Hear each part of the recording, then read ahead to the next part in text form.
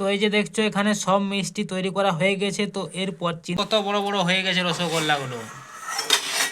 তো এরপর এগুলো এরকম নরম তুলতুলে রসগোল্লা কোনো ঝামেলা ছাড়াই কিভাবে খুব সহজে বাড়িতে তৈরি করবে সেটি রেসিপিটি আজকে দেখিয়েছি। তো ভিডিওটি সম্পূর্ণ দেখতে থাকো এবং ভিডিওটি যদি তোমাদের একটু ভালো লাগে ভিডিওটিকে লাইক, চ্যানেলটিকে সাবস্ক্রাইব করে দাও। তো চলো ভিডিওটি শুরু করা যাক।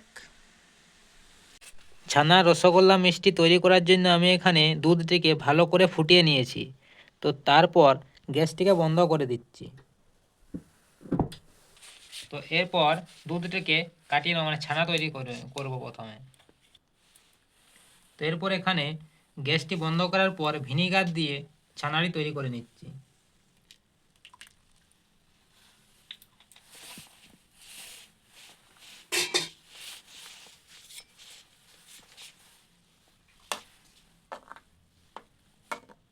তো এই যে দেখছো এখানে ভিনিগার দিয়ে ছানাটি কাটিয়ে নিয়েছি।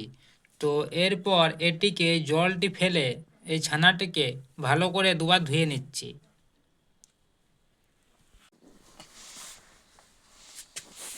তো বন্ধুরা এই যে দেখছো এখানে ছানাটি সব জল ঝরানো হয়ে গেছে। তো এরপর এটিকে ভালো করে মেখে নেব হাত দিয়ে। এই দেখছো এরকম করে ভালো করে হাত দিয়ে এটিকে মেখে নিচ্ছি।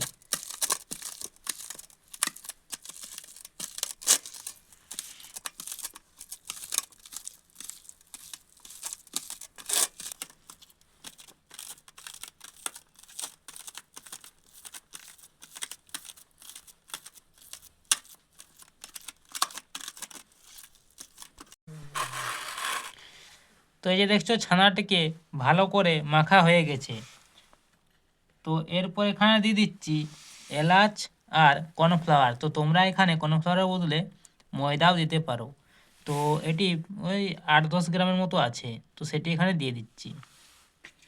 তো এরপর এটিকে ছানার সঙ্গে আরও ভালো করে মিশিয়ে নেব।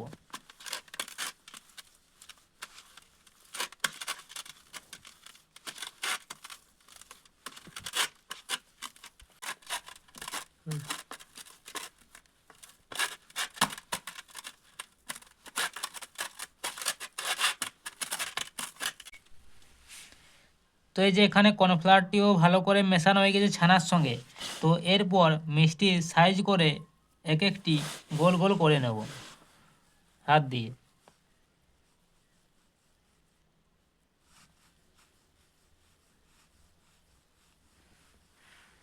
এই যে এরকম করে গোল গোল সব মিষ্টির মতো করে তৈরি করে নিচ্ছি। ছোট বড় যেমন সাইজের তোমরা এটি করতে পারো। তো সবগুলো তৈরি করে নিচ্ছি। তো এই যে দেখছো এখানে সব মিষ্টি তৈরি করা হয়ে গেছে। তো এরপর চিনির রসটি করে নিই যেটিতে এগুলি ফোটাবো। তো চলো চিনির রসটি তৈরি করে নিই। তো তার জন্য এখানে গ্যাসের ওপর কড়াই চাপিয়ে দিয়েছি আর এখানে 1 বাটি চিনি দিয়ে দিচ্ছি। তো এখানে যতটা চিনি দিয়েছি তার 3 ডবল জল দিতে হবে, মানে 1 বাটি চিনি দিয়েছি এখানে আমি 3 বাটি জল দেবো।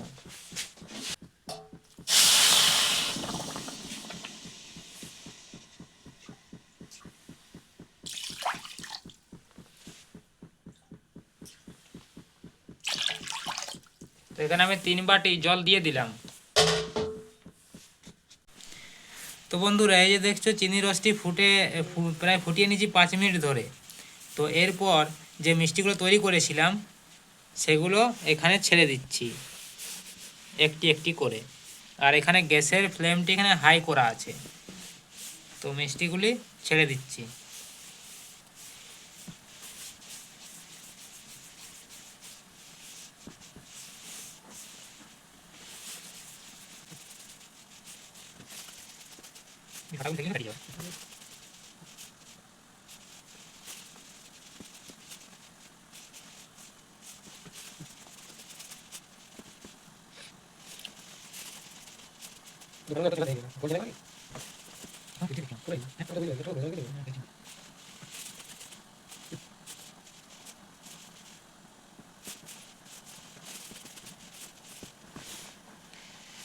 তো এই যে এখানে সব মিষ্টি চিনির রসের মধ্যে দিয়ে দিয়েছি।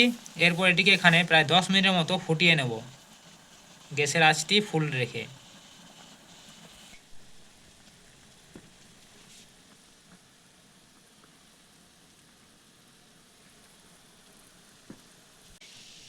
তো এখানে রসগোল্লাগুলোকে 10 মিনিটের মতো ফোটানো হয়ে গেছে। তো এরপর আঁচটি কমিয়ে 10 মিনিটের মতো ঢাকা দিয়ে এটিকে আরও ফোটাতে থাকবো। তো এখানে আঁচটি গ্যাসের কমিয়ে দিচ্ছি আর 10 মিনিট ঢাকা দিয়ে রেখে দিচ্ছি।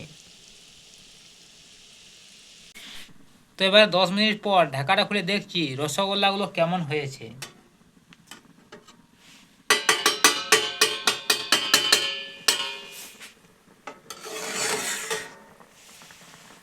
তো এই দেখো কত বড় বড় হয়ে গেছে রসগোল্লাগুলো।